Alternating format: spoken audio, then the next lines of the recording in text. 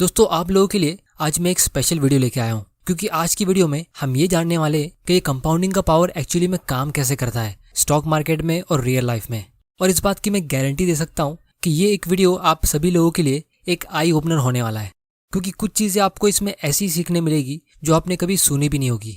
तो दोस्तों जब भी हम इन्वेस्टिंग की और इंटरेस्ट की बात करते हैं तो हमारे दिमाग में नेचुरली सिंपल इंटरेस्ट के हिसाब से कैलकुलेशन होता है। ये हम इंसानों के दिमाग का एक नेचुरल डिफेक्ट है। जैसे अगर आप 1 लाख रुपए इन्वेस्ट करते हो और वो 10% के रेट से ग्रो होता है तो सब लोग यही कहेंगे कि ये इन्वेस्टमेंट 10 साल में डबल होगा, कुछ इस तरह से। किसी के दिमाग में सपने में भी ये चीज नहीं आएगी कि कुछ साल बाद ये इन्वेस्टमेंट लाखों करोड़ों रुपयों से ग्रो होगा, और इसीलिए लोग लॉन्ग टर्म सोच नहीं पाते। लेकिन अगर आप एक वन टाइम इन्वेस्टमेंट करते हो कोई अमाउंट का, जैसे अगर आप 6,25,000 का इन्वेस्टमेंट करते हो तो पहले साल में आपको 15% के रेट के हिसाब से 93,000 का प्रॉफिट मिलेगा, मतलब 1 लाख रुपए से भी कम का। लेकिन 20 साल के बाद यही अमाउंट 1 करोड़ रुपयों का हो जाएगा। फिर उसके बाद आपको दूसरा करोड़ कमाने के लिए सिर्फ 5 साल और लगेंगे और आपको कोई भी एक्स्ट्रा इन्वेस्टमेंट करने की जरूरत ही नहीं लगेगी। और फिर तीसरा करोड़ कमाने के लिए आपको सिर्फ 2.5 साल और लगेंगे, और फिर चौथा करोड़ कमाने के लिए सिर्फ 1.25 ईयर्स और लगेंगे, और फिर 5वां करोड़ कमाने के लिए 1 साल से भी कम टाइम लगेगा। और इसी तरह आप अपना हर एक अगला करोड़ रुपया उससे भी कम टाइम में कमाते रहोगे। तो दोस्तों ये है कंपाउंडिंग का पावर, जिसका बेसिक रूल ये है कि इसमें आपका इंटरेस्ट और भी ज्यादा इंटरेस्ट कमाता है, जिसकी वजह से अमीर लोग और अमीर बनते रहते और मिडिल क्लास लोग वहीं रह जाते। इस सेक्शन के ऊपर हम थोड़ी देर में बहुत ही डिटेल में डिस्कशन करने वाले हैं। इसीलिए आप अपनी लाइफ का पहला 1 लाख रुपया हार्ड वर्क करके कमा सकते हो, लेकिन आपकी लाइफ का पहला 1 करोड़ रुपया आप स्मार्ट वर्क करके ही कमा पाओगे, क्योंकि कोई भी मिडिल क्लास आदमी अपने घर के लॉकर में या एफडी में पैसा सेव करके 1 करोड़ रुपया जमा कर ही नहीं सकता। इसीलिए ये कंपाउंडिंग के पावर में राज की बात यह है कि आपको एक हाई रेट ऑफ रिटर्न भी चाहिए होता है और साथ में थोड़ा सा टाइम भी चाहिए होता है। और ये 15% एक ऐसा रेट है जिससे स्टॉक मार्केट में कोई भी प्रॉफिट कमा सकता है। लेकिन अगर आपका इन्वेस्टमेंट थोड़ा सा ज्यादा रेट से ग्रो होता है तो आप अपने पैसों को और भी ज्यादा स्पीड में ग्रो कर सकते हो। जैसे अगर आप एप्पल कंपनी का एग्जांपल देखोगे तो इस कंपनी को 40 साल लगे $1 ट्रिलियन की कंपनी बनने में, यानी इतने रुपीस की कंपनी बनने में। लेकिन इसके बाद इस कंपनी को सिर्फ 3 साल और लगे $2 ट्रिलियन की कंपनी बनने में। इसीलिए अगर आप किसी भी अमीर लोगों की वेल्थ चेक करोगे, जैसे बिल गेट्स या जेफ बेजोस, तो आपको पता चलेगा कि ये लोग हर एक सेकंड में लाखों डॉलर कमाते। तो उसका सिंपल एक्सप्लेनेशन यही है कि उनका एक बहुत ही बड़ा अमाउंट उनकी कंपनीज में इन्वेस्टेड है, जो एक टाइम पे बहुत ही छोटा था और अब काफी टाइम से इन्वेस्टेड होने की वजह से कंपाउंडिंग के पावर से बहुत ही बड़े अमाउंट में ग्रो हो चुका है। तो अब ये लोग हर रोज $1 मिलियन कमाते हैं बिना कुछ काम किए। तो अब हम ये समझते हैं कि कंपाउंडिंग स्टॉक मार्केट में काम कैसे करता है। तो दोस्तों जब भी आप किसी कंपनी का स्टॉक खरीदते हो, जैसे मान लो आपकी कंपनी का एक शेयर 100 रुपए का है और वो कंपनी 15% का प्रॉफिट कमाती है, मतलब 15 रुपीज का प्रॉफिट हर एक शेयर पे, तो वो कंपनी के पास 2 ऑप्शन होते हैं। या तो वो उसे री इन्वेस्ट कर दे या फिर डिविडेंड्स के जरिए अपने शेयर होल्डर्स को प्रॉफिट दे दे, ताकि वो शेयर होल्डर्स उसे कहीं और इन्वेस्ट कर सके, क्योंकि सारा प्रॉफिट कंपनी के मालिक यानी शेयर होल्डर्स का हक होता है। लेकिन अगर कंपनी ग्रो हो सकती है और उसके मैनेजमेंट के पास ग्रोथ के लिए अच्छे प्लान्स है, तो कंपनी ऐसे टाइम पे छोटा डिविडेंड्स पे करती है, या फिर कुछ कंपनीज डिविडेंड पे ही नहीं करती है और वो पूरा अर्निंग्स री इन्वेस्ट कर देती है। तो अगर अगले साल वो कंपनी वापस 15% का प्रॉफिट अर्न करती है तो वो उसके 100 रुपए पे नहीं बल्कि उसके 115 रुपए के इन्वेस्टमेंट पे अर्न कर पाएगी, जिसका मतलब ये है कि कंपनी अपने प्रॉफिट को कंपाउंडिंग के जरिए ग्रो कर पाएगी। और अगर ये कंपनी इसी तरह 15% के रेट से ग्रो होती रही तो 5 साल में ही इस कंपनी की वैल्यू डबल हो जाएगी। फिर भले ही उसका शेयर प्राइस अभी उतने रेट से इंक्रीज ना हुआ हो, लेकिन धीरे धीरे उसका शेयर प्राइस भी वही रेट से ग्रो होने लगेगा। और इसीलिए पूरी दुनिया में सबसे हाई ग्रोथ वाला इन्वेस्टमेंट बिजनेस होता है, जिसे आप स्टॉक मार्केट के थ्रू खरीद सकते हो, क्योंकि यहाँ पे आप मैनेजमेंट के लेटर्स को रीड कर सकते हो, इंडस्ट्री को एनालाइज कर सकते हो और एडवांस में ही पता लगा सकते हो कि कौन सी कंपनी के पास ग्रोथ का ज्यादा स्कोप है, और आप फिर उस कंपनी में इन्वेस्ट करके उसकी ग्रोथ में हिस्सा ले सकते हो। और इसीलिए आज की तारीख में सारे अमीर लोग बिजनेस के थ्रू ही अमीर हुए, क्योंकि ये सब लोग अपनी कंपनी के शेयर्स को बार बार बाय सेल नहीं करते कि छोटा प्रॉफिट आया तो उसे सेल कर दिया। ये लोग अपने शेयर्स को होल्ड करके रखते और उसे कंपाउंडिंग के जरिए ग्रो होने देते। तो अब हम ये समझते कि लोग इस पावर को अपने फायदे के लिए यूज क्यों नहीं करते। तो 2010 में मेरे एक फ्रेंड ने 50 लाख रुपए की एक प्रॉपर्टी ली थी मुंबई में, और अभी 10 साल बाद उस प्रॉपर्टी की वैल्यू 1 करोड़ की हो गई है।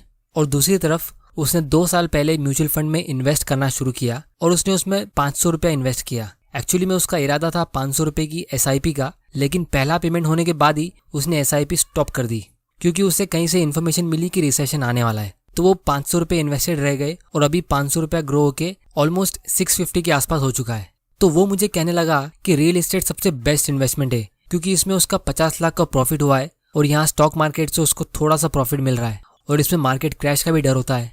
तो मुझे काफ़ी देर लगी उसे समझाने में कि ये एक कॉमन मिस्टेक है जो हर लोग करते कि जब भी वो रिटर्न कैलकुलेट करते तो वो डायरेक्टली प्रॉफिट गिनते। लोग ये नहीं देखते कि उन्होंने कितना अमाउंट इन्वेस्ट किया था और वो कितने टाइम तक इन्वेस्टेड था, जिससे उनको एक्चुअल कंपाउंडेड ग्रोथ रेट पता चल सके। क्योंकि हर एक इन्वेस्टमेंट में कंपाउंडिंग काम करता ही है और हमारी लाइफ की हर एक चीज में भी। बस फर्क सिर्फ इतना होता है कि आपका इन्वेस्टमेंट कितने रेट से ग्रो हो रहा है। जैसे अगर आप बैंक का सेविंग्स अकाउंट देखोगे तो वहां पे आपको 4% का इंटरेस्ट मिलता है, वो भी कंपाउंड होता है, लेकिन इस रेट के हिसाब से आपको 18 साल लगेंगे अपने पैसों को डबल करने के लिए। तो अगर हम उसके रियल एस्टेट का रिटर्न चेक करेंगे तो हमें पता चलेगा कि उसका पैसा 10 साल में डबल हुआ है, जिसका मतलब ये है कि उसको सिर्फ 7% का कंपाउंडेड ग्रोथ रेट मिला है। और हमारी कंट्री में इन्फ्लेशन यानी महंगाई भी 7% के रेट से ग्रो होती है। तो एक्चुअली में अगर देखा जाए तो उसने 0 रुपये का प्रॉफिट कमाया क्योंकि उसका 50 लाख का प्रॉफिट तो इन्फ्लेशन में एडजस्ट हो गया है। और ये इन्फ्लेशन एक ऐसा टैक्स है जिससे कोई भी बच नहीं सकता।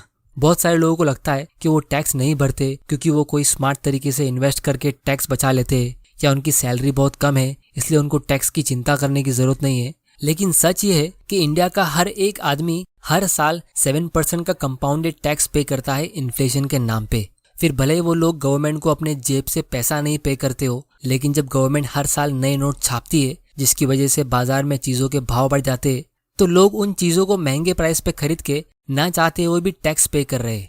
ये चीज मैं आप लोगों को आने वाले वीडियोस में प्रूफ करके दिखाऊंगा कि इन्फ्लेशन और टैक्स दोनों एक ही चीज होती है, क्योंकि दोनों गवर्नमेंट की तरफ से होती है और लोगों के लिए उसका इम्पैक्ट भी सेम होता है। आप गवर्नमेंट को अपने जेब से इनकम टैक्स के नाम पे पैसा दो या गवर्नमेंट खुद से नए नोट छाप ले, दोनों एक ही बात है। अमीर लोगों से गवर्नमेंट इनकम टैक्स के नाम पे टैक्स लेती है और गरीब लोगों से महंगाई के नाम पे टैक्स लेती है।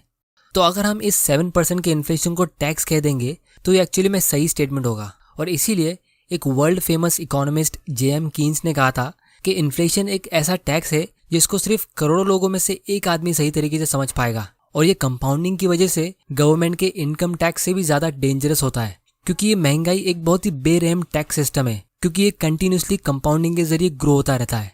इंडिया में हमें 40 साल पहले 2 पहलवानों की जरूरत लगती थी 10 रुपए के अनाज को उठाने के लिए, लेकिन आज एक 5 साल का बच्चा भी 10 रुपए के अनाज को आसानी से उठा सकता है। तो ये भी पावर ऑफ कंपाउंडिंग का ही नतीजा है। और ये इन्फ्लेशन का टैक्स उन्हीं लोगों को सबसे ज्यादा परेशान करता है जो या तो सेव करते ही नहीं है या फिर इनकम टैक्स बचाने के लिए अपने पैसों को ऐसी स्कीम्स में डालते हैं जहां से उनको 7-8% का रिटर्न मिलता है। तो जितना भी प्रॉफिट वो कमाते हैं वो पूरा प्रॉफिट इन्फ्लेशन टैक्स में एडजस्ट हो जाता है। और सबसे इंटरेस्टिंग चीज ये है कि ये बात उन लोगों को पता भी नहीं चलती है और वो लोग अपनी पूरी जिंदगी निकाल लेते हैं इस इन्फ्लेशन टैक्स को पे करते करते, लेकिन कभी समझ ही नहीं पाते कि एक्चुअली में हो क्या रहा है। सेविंग्स भी कर रहे हैं और इन्वेस्टिंग भी कर रहे हैं, लेकिन अमीर क्यों नहीं बन रहे। तो इसीलिए अगर आपको टैक्स से डरना ही है तो उस टैक्स से मत डरो जो फ्यूचर में आपको तब भरना पड़ेगा जब आपके पास बहुत सारा पैसा होगा, बल्कि उस टैक्स से डरो जिसे फ्यूचर में आपको तब भी भरना पड़ेगा जब आपके पास कम पैसा होगा। तो लोगों का खुद का माइंडसेट ही उनका सबसे बड़ा दुश्मन है। इसीलिए आपको सेविंग्स माइंडसेट से हटके इन्वेस्टिंग माइंडसेट लाना होगा, क्योंकि हम इंडियंस सेविंग्स में बहुत आगे हैं लेकिन इन्वेस्टिंग में बहुत ही पीछे है। तो अब सवाल ये उठता है कि जब ये टॉपिक इतनी इंपॉर्टेंट है तो लोग इसके बारे में बात क्यों नहीं कर रहे। कंपाउंडिंग के पावर के बारे में पता होता है, जैसे बैंक वाले या इंश्योरेंस वाले या ब्रोकर्स, तो वो आपको ऐसे इन्वेस्टमेंट बताएंगे जिसमें उनका फायदा होता है, जिसमें आपको 6 से 8% का रिटर्न मिलता है। क्योंकि अगर पब्लिक को ये बात अच्छे से समझ आ गई कि आपको कोई सिंपल सा म्यूचुअल फंड खरीद के या अच्छी कंपनीज के स्टॉक्स खरीद के होल्ड करके रखना है और अपने रिटायर होने से पहले ही आपके डिविडेंड्स आपकी मंथली एक्सपेंस कवर कर लेंगे, तो आपको फाइनेंशियल इंडस्ट्री के लोगों की जरूरत ही नहीं पड़ेगी। ना आप FD में इन्वेस्ट करोगे, ना आप कोई पॉलिसी खरीदोगे, ना आप ट्रेडिंग करोगे, तो ये सारे लोग रोड पे आ जाएंगे। तो इसीलिए मैं हमेशा कहता हूँ कि फाइनेंशियल इंडिपेंडेंट होने से पहले आपको मेंटली इंडिपेंडेंट होना पड़ेगा। तो दोस्तों फाइनली मैं सिर्फ इतना कहूंगा कि जब भी हम सुनते हैं कि किसी आदमी ने स्टॉक मार्केट में कुछ साल पहले एक छोटा अमाउंट इन्वेस्ट किया था और अब वो बहुत बड़ा अमाउंट हो चुका है, तो लोग हमेशा बहाना ढूंढते हैं अपने आप को तसल्ली देने के लिए कि उन्होंने वो टाइम पे एक्शन क्यों नहीं लिया था, कि उनकी कुछ मजबूरी थी या वो टाइम पे उनके पास उतने पैसे नहीं थे। लेकिन आज हम ऐसे टाइम पे जी रहे हैं जहां आप स्टॉक मार्केट के जरिए 500 रुपए से भी इन्वेस्टिंग शुरू कर सकते हो और जो भी इन्फॉर्मेशन आपको चाहिए आपको मिल सकती है और घर बैठे बैठे ही आप इन्वेस्टिंग की शुरुआत कर सकते हो। तो दोस्तों, अगर आपको स्टॉक्स खरीदने के लिए एक अकाउंट ओपन करना है तो उसका लिंक नीचे डिस्क्रिप्शन में है। आप वहां से फ्री में डीमैट अकाउंट ओपन कर सकते हो और घर बैठे बैठे इन्वेस्टमेंट की शुरुआत कर सकते हो। बिजनेस चालू करना हर किसी के लिए पॉसिबल नहीं है, ये चीज हम सब जानते हैं, लेकिन बिजनेस में इन्वेस्ट करना हम सब के लिए पॉसिबल है। फिर भी सिर्फ इंडिया के 2% लोग स्टॉक्स में इन्वेस्ट करते हैं। तो आपको एक बहुत ही स्पेशल नॉलेज मिल चुकी है फाइनेंशियल फ्रीडम के लिए। लेकिन इन सब का फायदा तभी होगा जब आप इन्वेस्टिंग की शुरुआत करोगे। तो दोस्तों, उम्मीद करता हूं कि ये वीडियो के बाद आपका लॉन्ग टर्म इन्वेस्टिंग और कंपाउंडिंग से रिलेटेड सारा डाउट्स क्लियर हो चुका होगा। और अगर आपको कोई भी क्वेश्चन है तो आप मुझे नीचे कमेंट करके पूछ सकते हो, मैं आने वाले वीडियोस में उसे कवर कर लूंगा। फाइनेंशियल नॉलेज नाम का सब्जेक्ट हमारे स्कूल में होता नहीं है और ना ही लोगों के पेरेंट्स उन्हें ये चीज सिखाते हैं, क्योंकि उनको खुद को ये चीज पता नहीं होती है। इसीलिए बहुत लोग अपनी पूरी जिंदगी पैसों के लिए काम करते रह जाते और रिटायरमेंट पे अपने बच्चों पे डिपेंडेंट होते। तो अगर आपको ये वीडियो पसंद आया तो चैनल को सब्सक्राइब जरूर कर लेना और बेल आइकन प्रेस कर देना ताकि आप ऐसे इंपॉर्टेंट वीडियोस मिस ना कर दो। वीडियो पसंद आया तो इसे लाइक करो, नहीं पसंद आया तो डिसलाइक करो। आपका वैल्यूएबल टाइम देने के लिए thank you and good bye.